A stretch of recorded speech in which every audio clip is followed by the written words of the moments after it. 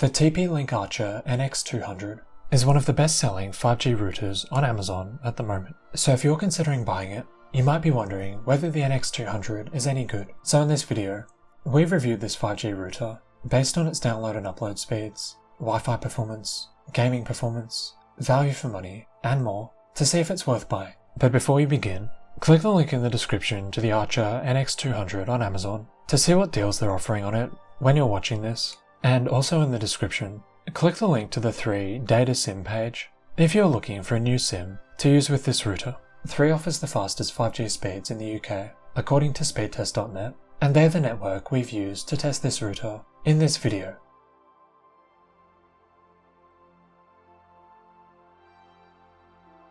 Getting set up with the TP-Link Archer NX200 is really straightforward. When you open the box, the first thing you'll see is some documentation from TP-Link, including some safety booklets and a quick start guide. There's a notice about updating your drivers to support Wi-Fi 6, but we didn't have to do this. On the devices we tested, most of which were about 2 to 3 years old, some a bit newer. On the right you'll see the power cable for the router, and a flat style Ethernet cable, in case you want to plug something in to one of its LAN ports. Then you'll get to the router itself, which is about medium sized for a 5G router. It's pretty tall and has decent weight to it, making it a tiny bit bigger we think than routers like the ZTE MC888, but it's smaller than the ZTE MC888 Ultra and smaller than the EE Smart 5G Hub as well. There are 2 external antenna ports and also 3 LAN ports, which is quite good to see because a lot of 5G routers still only have 2 Ethernet ports available. So to get started, the first thing you want to do is insert your SIM card into the router. The SIM slot is on the base of the router, and there's a little graphic showing which way the SIM card goes in. In the orientation we have it, the SIM card goes in with the cut corner in the top left. Just push it in until you feel it click into place, and it sits a bit below the surface, inside the SIM slot. To get it back out, just push the SIM in further, and it'll click back out of the slot. Now all you need to do is plug the router into power. The power port is on the back of the router at the bottom, so you just want to insert the power cable, then plug it in, and press the power button just above the power port. At this point, the NX200 will begin setting itself up and connecting to the internet. You'll need to give it a few minutes to do this, and when it's done, the signal light at the top and the Wi-Fi light 2 down from that will be turned on, and when it's ready, if you have good signal, the signal light will turn green. At this point, you can connect to Wi-Fi using the login details printed on the base of the router. And when you do this, try do some speed tests with the router in different parts of the house to see where you get the best 5G signal. There's also a signal checker in the admin settings if you want to get more technical about this. Normally, an upstairs windowsill is the best place to put it, and that's where we ended up putting ours. But the best windowsill, or other place for it, will depend on where the nearest 5G mast is. So it's worth testing the router on different sides of the house to see where you get the best signal.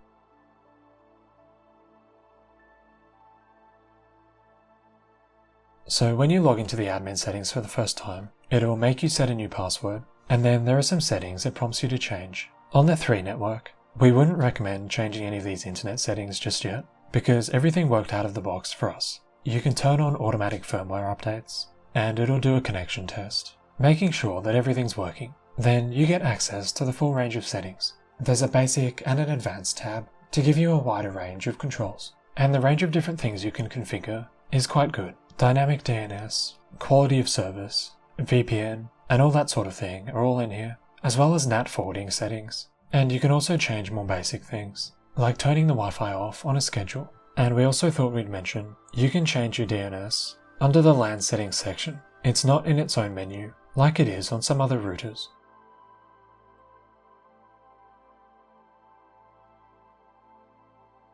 We were pretty happy with the speeds we got with this router on the 3 network. Normally, we'd get a download speed of about 350 megabits per second at close range to the router, with an upload speed of about 16 megabits. This is plenty for most families, even if you're online all the time, and is pretty decent for 5G internet. If you have stronger 5G than us, or you use this router with an external antenna, you might get faster speeds than this. We're also pretty impressed with the latency on offer from this router, especially over Wi-Fi. With these wireless tests, we were normally recording a ping of about 25 milliseconds or so, which is pretty impressive for 5G internet. 3 tends to offer the fastest 5G speeds in the UK, and the cheapest data SIM contracts. So make sure to click the link in the description to their coverage checker and put in your postcode to see if they offer a good 5G signal at your address.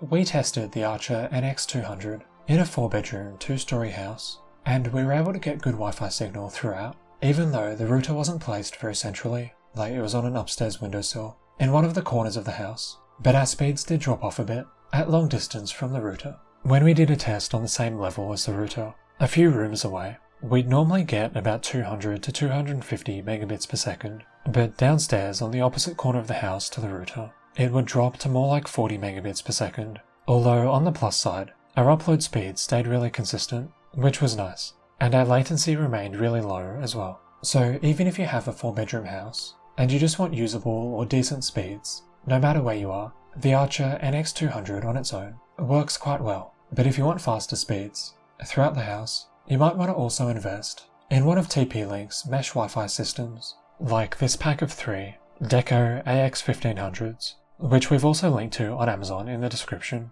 to help you get better signal at long distance from the router.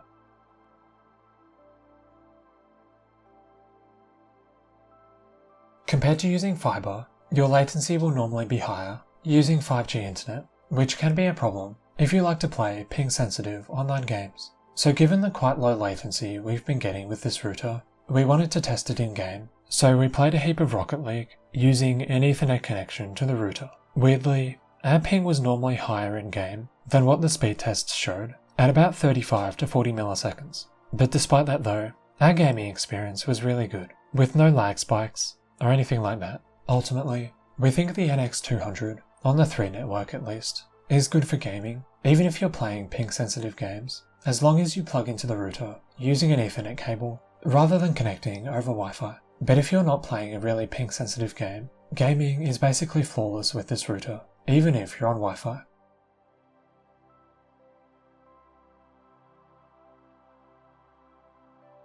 So is the TP-Link Archer NX200 good value for money compared to other 5G routers? At the moment, it's about £200 on Amazon, although we think it's on sale, so make sure to click the link in the description to see the current pricing. But at roughly £200, we think it is pretty good value. From our testing, we think it performs about the same as the ZTE MC888, and we think it's even better than the ZTE MC888 Ultra, which is a lot more expensive. Its Wi-Fi isn't quite as good as this GL iNet router, but it's more than double the price at the moment. There is one 5G internet solution that might be better value for money though, and that's the 3 5G hub. If you can get it at your address, according to their coverage checker, which we've linked in the description, you currently get that ZTE MC888 router with an unlimited data SIM for just £19 a month with no upfront fee, which is actually cheaper at the moment than buying a 24-month unlimited data SIM separately on the 3 website. You don't own the router, you have to send it back when you stop using the service, but in return, you save a huge amount of money upfront, and potentially over the long term as well, compared to other SIM-only deals on the market. And with the 5G hub, there's a 30-day return policy, meaning you can actually set up and use it, and see what the speeds are like, and return it within 30 days if you're not happy, which, as far as we're aware, isn't possible if you were to buy the NX200 on Amazon and begin using it. They'd only accept a return if the device is still in its box. So click the link in the description to the Archer NX200 on Amazon and the 3 5G hub to compare their prices and see which offers the best value when you're watching this.